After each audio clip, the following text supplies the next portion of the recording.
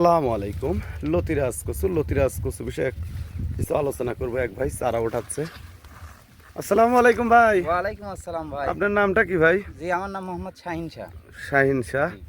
তে ভাই আপনার হাতে দেখতেছি তো ভাই। শাহিন শাহ লতি ভাই। হ্যাঁ ভাই, এই দেখতে পাচ্ছেন এ লতি, রে সেই লতি ভাই। রে, চারাতেই কি লতি হ্যাঁ এরকম? ভাই, চারাতেই লতি, আপনি তো দেখতেই পাচ্ছেন, সরাসরি দেখতে পাচ্ছেন চারাতেই লতি। চারাতেই লতি।